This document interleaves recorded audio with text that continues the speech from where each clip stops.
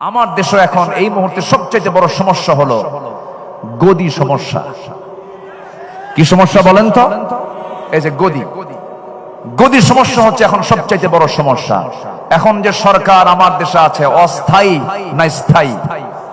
অস্থায়ী সরকার, কল্যাণ সরকার, এটি কল্যাণ রাষ্ট্র গঠনের জন্য প্রয়োজন কিনা বলেন? প্রয়োজন। মনে হয় এই ব্যাপারে কোরআন কোনো বক্তব্য দেয়নি। আসতে বলে, কোরআনে ব্যাপারে বক্তব্য আছে না নাই?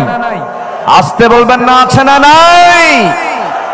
আমরা বহু পরামর্শ দেখেছি এই 53-54 বছর। কেউ চালিয়েছেন 25 বছর, কেউ চালিয়েছেন 16 বছর, কেউ চালিয়েছেন 9 বছর, কেয়ারটেকার গভর্নমেন্টটা কয়েক বছর। সব দেখা শেষ। সবার নামের আগে মুহাম্মদ ছিল, যাদের ধর্মের নাম ইসলাম ছিল, কিন্তু কেউ ন্যূনতম নামাজের একটা আইন পর্যন্ত পাশ করতে পারেন নাই। সব দেখা শেষ। আগামীর দেশ হলো ইসলামের দেশ, কোরআনের দেশ। রাজি আছেন কারা? আল্লাহ কবুল করুন। জোরে বলি আমিন, আরো জোরে আমিন। মুক্ত মনে ভালো করে কথা বলতে দেয়নি 16 বছর। এই মঞ্চ থেকে আমি আব্দুল্লাহ আমিন, আমাকে কতবার যে ধরছে হিসাব নাই। মাহফিল শেষে প্রশাসন ধরে নিয়ে চলে গেছে থানায়। সম্মানিত বন্ধুগণ, অসংখ্য আলেমকে ধরে জেলখানায় তাদেরকে রাখা হয়েছে। বিশেষ করে একজন ব্যক্তির নাম না নিলে অনেক বড় কৃপণতা হয়ে যাবে। এই দেশের তাফসীর মাহফিল অঙ্গনের নক্ষত্র, কিংবদন্তি, সুপারস্টার, মরহুম মকবুর শহীদ আল্লামা দেলাওয়ার হোসেন সাইদ রাহিমাহুল্লাহ মুজদালিফা, আরাফা একই বছর হজে ছিলাম। হুজুরকে প্রশ্ন করা হলো, হুজুর দেশের অবস্থা খুবই খারাপ। টিপাই মুখে বাঁধের আন্দোলন তখন চলছিল সিলেটের দিকে। সেই সময় তাকে বলা হলো, দেশে আন্দোলন চলছে, ওইদিকে মামলাও রেডি হয়ে গেছে, ট্রাইব্যুনাল গঠন হচ্ছে, আপনার মনে হয় এই দেশেই থেকে যাওয়া ভালো হবে। সৌদি গভর্নমেন্ট আপনাকে নাগরিকত্বও দিবে, আপনি দেশে থেকে যান। উনি মুস্কি হাসি মেরে বললেন, সাইদি পালায়া থাকে না। আমার দেশ, আমার সংগঠন, আমার কর্মী, আমার নেতা বিপদে থাকবে, সাইদি পালায়া থাকবে বাইরে। এই চরিত্র রাসূল আমাকে শিখান নাই। উনি বাইরে থাকেন নাই। সাহসিকতা নিয়ে ফিরেই তিনি 2010 সালের 30 জুন গ্রেফতার হয়েছেন। সেই 2010 সালের 30 জুন 2023 সালের 13 আগস্ট, এই 13 বছরের মতো দীর্ঘ সময় তিনি যে জেলখানায় ছিলেন, তার মুখে কি কখনো হতাশার কোনো ছাপ দেখতে পেয়েছেন আপনারা? শেষ বিদায়ের সময় তার মুখে কি কান্না ছিল না হাসি ছিল? তিনি হেসে বিদায় নিয়েছেন। গোটা জাতিকে তিনি কাঁদিয়ে রেখেছেন। সম্মানিত ভাইয়েরা, যার বক্তৃতা শুনে অসংখ্য পথহারা মানুষ পথের দিশা পেয়েছে, অবাধ্য সন্তান বাপমার সেবা করা শিখেছে তার বক্তৃতা শুনে। সেই দেশ গড়ার, সেই নাগরিক তৈরি করার মহান এই কারিগর শুধু জেল নয়, ছেলে রেখে, শুধু জেলখানায় নয়, হাজতে রেখে অবর্ণনীয় সীমাহীন অত্যাচার করা হয়েছে রিমান্ডে নিয়ে। বালিশ ভিজেছে। সম্মানিত ভাইয়েরা, সম্মানিত বন্ধুগণ, শেষমেশ এই পাশবিক শক্তি দিল্লির প্রেসক্রিপশনে চিকিৎসার নাম করে হসপিটালে নিয়ে ইমাম আবু হানিফার সেই একই পথ ধরে তাকে বিষ প্রয়োগ করে শহীদ করা হয়েছে। তাফসীর মাহফিলের এই প্ল্যাটফর্ম থেকে আমরা স্পষ্ট ভাষায় জানান দিতে চাই, অবিলম্বে আল্লামা সাইদির যারা খুনি, তাদের চূড়ান্ত শাস্তি নিশ্চিত করা হোক। আল্লাহ রাব্বুল আলামিন প্রথম যে মানুষ পাঠিয়েছেন, প্রথম মানুষই নবী ছিলেন, এবং আমাদের সবার পিতা যিনি, তিনি একজন নবী, আমরা তার সন্তান। তাহলে আমরা কার সন্তান বলুন তো? বলুন কার সন্তান? নবীর সন্তান আমরা। সে আদম থেকে শুরু করে নিয়ে আমার রাসূল পর্যন্ত সাল্লাল্লাহু আলাইহি ওয়াসাল্লাম পর্যন্ত যত পয়গম্বর পৃথিবীতে এসেছেন, সবার দিন ভিন্ন ছিল না এক ছিল? বলেন ভিন্ন ছিল না এক ছিল? সেই দিনের নাম কি? বলুন সেই দিনের নাম কি? ইসলাম।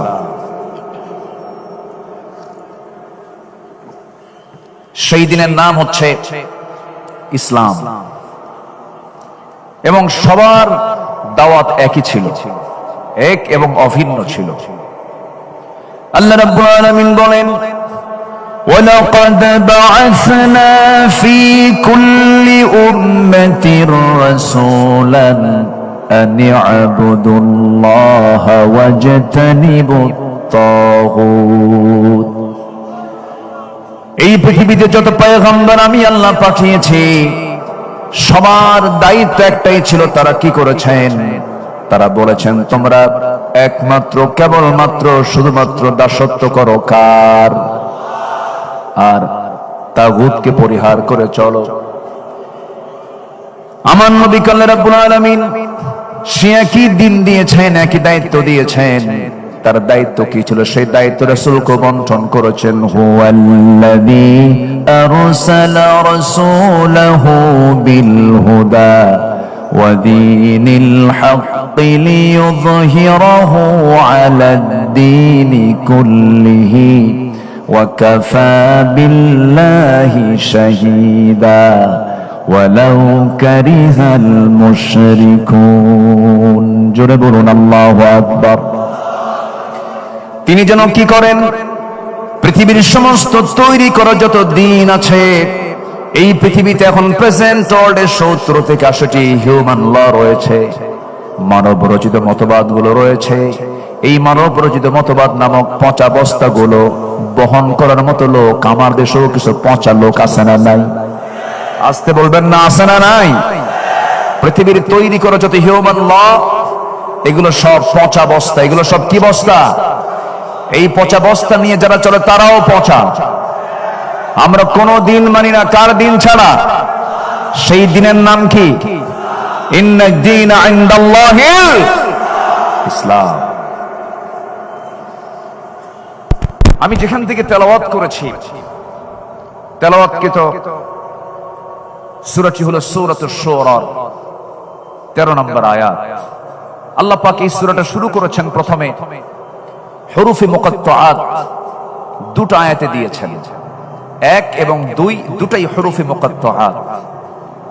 আল্লাহ রাব্বুল আলামিন বলেন, হামিম আইন সিন কাফ কাযালিকা ইউহি ইলাইকা ওয়া ইলাল্লাযীনা মিন ক্বাবলিক আল্লাহুল আজিজুল হাকীম। জোরে বলুন আল্লাহু আকবার। হে রাসূল, আমি যেমন করে আমি আপনার প্রতি ওহী নাযিল করেছি, তেমন করে আপনার পূর্বের যারা এসেছেন তাদের কাছে ওহী নাযিল করেছি। অর্থাৎ এই কিতাবের পরিচয়টা আল্লাহ পাক আগে দিয়ে দিয়েছেন সূরার শুরুতে। অনেক সূরার শুরুতে আল্লাহ রাব্বুল আলামিন আগে এই কিতাবটা নিয়ে কথা বলেছেন। কোরআন যখন খুলবো আমরা, কোরআন খোলার সঙ্গে সঙ্গে ভূমিকা শেষ করে এই সূরা ফাতিহা হলো ভূমিকা, উম্মুল কিতাব, ফাতিহাতুল কিতাব। ভূমিকা শেষ করে আমরা যখন সূরাতে যখন চলে যাচ্ছি, আল্লাহ রাব্বুল আলামিন সেখানে হুরুফে মুকাত্তাআত প্রয়োগ করে বলছেন, যালিকাল কিতাবু লা রাইবা ফীহি হুদাল লিল মুত্তাকিন। এরকম করে আল্লাহ রাব্বুল আলামিন অনেক সূরার শুরুতে কোরআন সম্পর্কে আগে কথা বলেছেন। ইয়াসিনের দিকে তাকান, ইয়াসিন ওয়াল কুরআনিল হাকীম ইন্নাকা লামিনাল মুরসালিনা আলা সিরাতিম মুস্তাকিম। রহমানে চলে যান, আর রহমান আল্লামাল কুরআন খালাকাল ইনসানা আল্লামাহুল বায়ান। আরেক সূরার শুরুতে আল্লাহ রাব্বুল আলামিন বলছেন, ইন্না আনজালনাহু কুরআনান আরাবিয়্যান লাআল্লাকুম তাআকিলুন। জোরে বলুন আল্লাহু আকবার। আল্লাহ পাক আগে এই কিতাবের পরিচয়টা আগে তুলে ধরেছেন, কারণ পৃথিবীর সব কিতাব একরকম, এই কিতাবটা ভিন্ন রকম, স্বতন্ত্র একটি কিতাব। জোরে বলি সুবহানাল্লাহ। আপনি কোন দিক থেকে কিতাবকে নিতে চান? বিজ্ঞান থেকে দেখতে চান? এর মধ্যে বিজ্ঞান আছে। সাহিত্যিক সাহিত্য নেবে, সাহিত্য আছে। গবেষক গবেষণা নেবে, আছে। লেখক লেখা নেবে, তাও আছে। রাজনীতিবিদ রাজনীতি নেবে, তাও আছে। আইনজীবী আইন নেবে, আইনও আছে। বিচারপতি বিচার নেবে, বিচার আছে। শাসক শাসন নেবেন, আছে। এমন কোন সাইড নাই যা এর মধ্যে বাদ পড়েছে। জোরে বলি সুবহানাল্লাহ, জোরে বলি সুবহানাল্লাহ। এটি এমন কিছু কিছু তথ্য দেয় যা বিজ্ঞান হালে এসে এরা প্রমাণ করেছে, আবিষ্কার করেছে। যেরকম আল্লাহ রাব্বুল আলামিন তার কিতাবের যে প্রথম ওহীটা দিয়েছেন রাসূলকে, যেটা জাবালে নূর আল্লাহ পাক রাসূলকে উপহার দিয়েছেন। জাবালে নূর সেই গারে হেরার ভিতরে রাসূল 5 বছর ধ্যানমগ্ন ছিলেন। নবীর কাছে সেই ফেরেশতা আসলেন যে ফেরেশতা আগের সব নবীদের কাছে আল্লাহ পাক পাঠিয়েছিলেন। নবীর কাছে যে প্রথম ওহীটা নাযিল হলো,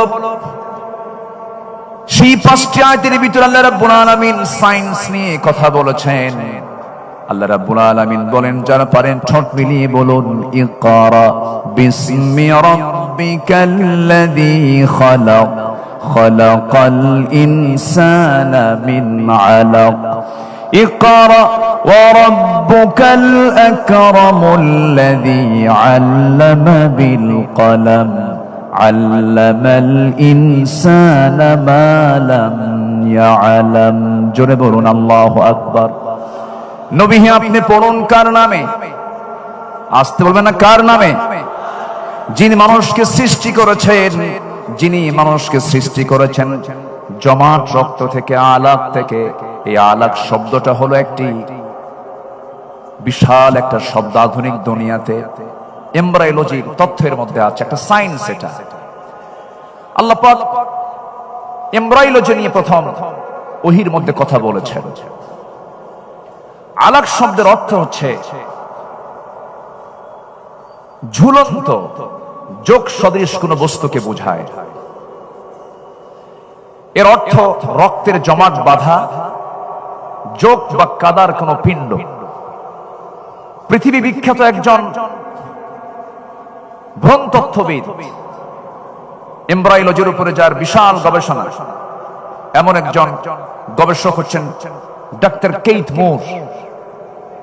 তিনি এই আয়াতটা আগে দেখেন নাই। যখন তিনি আয়াতটা দেখতে পেলেন, তাকে যখন দেখালো, এই আলাপ নিয়ে তিনি একটু গবেষণার গভীরে চলে গেলেন।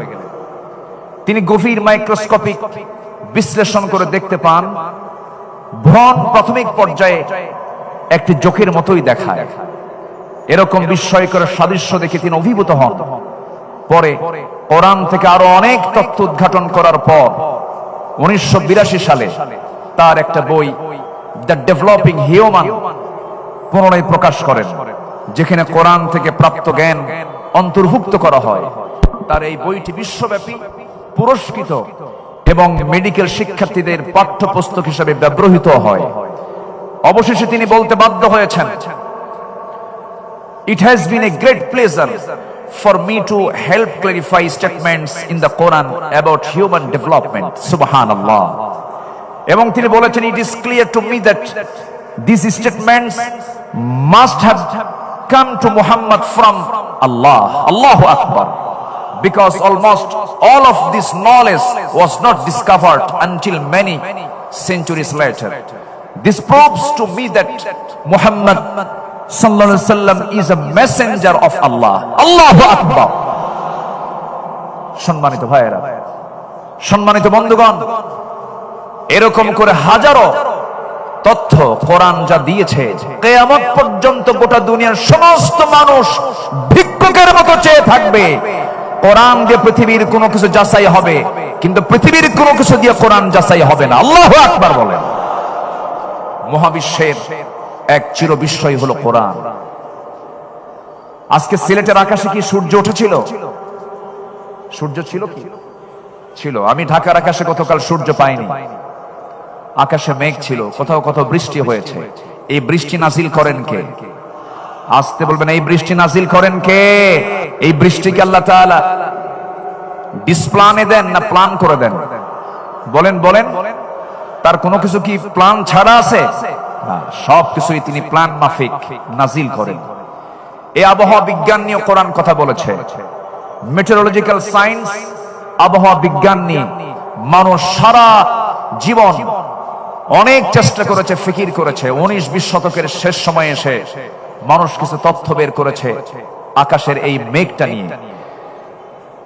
বিজ্ঞান গবেষণা করে বের করেছে, নিশ্চিত হয়েছে বৃষ্টির জন্য প্রথমে বায়ুর প্রবাহ, এরপরে মেঘের স্তূপীকরণ, এবং সেই ঘনীভবন থেকেই বৃষ্টির মূল রহস্য উন্মোচিত হয়।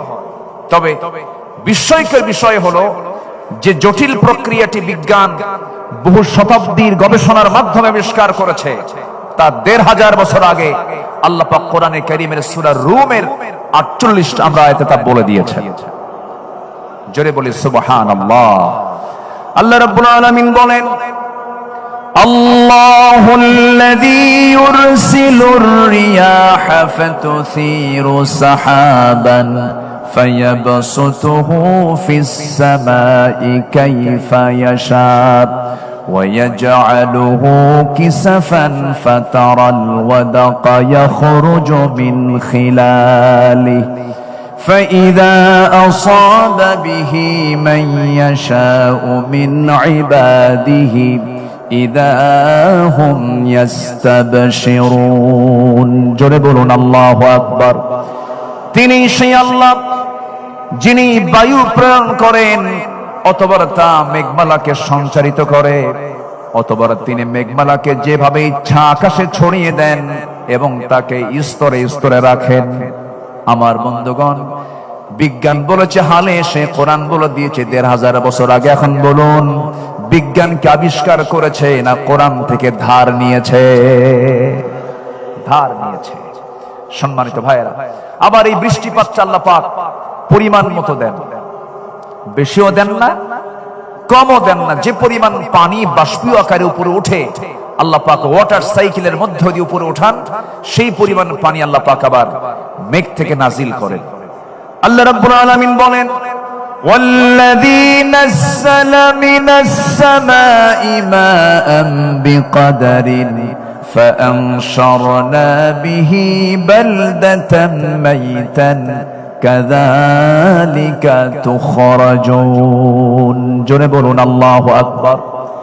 তিনি সেই মহান প্রভু যিনি আসমান থেকে পরিমিতভাবে পানি বর্ষণ করেন, অতঃপর আমি তা দ্বারা মৃত জনপদকে সঞ্জীবিত করি। এইভাবে আমি তোমাদেরকে একদিন বের করব, তোমাদেরকে বের করা হবে। সূরা যুখরুফ ভার্স নাম্বার 11 নম্বর আয়াতে তা বলে দিয়েছেন। বিকদারিন, পরিমাণ মতো পানি আল্লাহ রাব্বুল আলামিন আকাশ থেকে নাজিল করেন। এই পানি চক্র যদি না থাকতো, পৃথিবী নির্ভরশীল হয়েছে পানি চক্রের উপরে। মানুষ দুনিয়ার সমস্ত টেকনোলজি, প্রযুক্তি ব্যবহার করে পানির এই চক্রটি কৃত্রিমভাবে পুনরুৎপাদন করতে কখনো সমর্থ হবে না।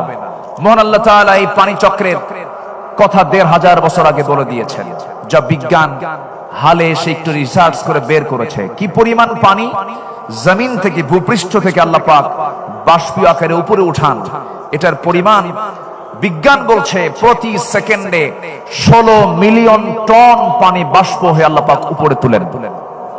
16 মিলিয়ন টন, যা বছরের পরিমাণ দাঁড়ায় হলো 513 ট্রিলিয়ন টনে। আল্লাহু আকবার।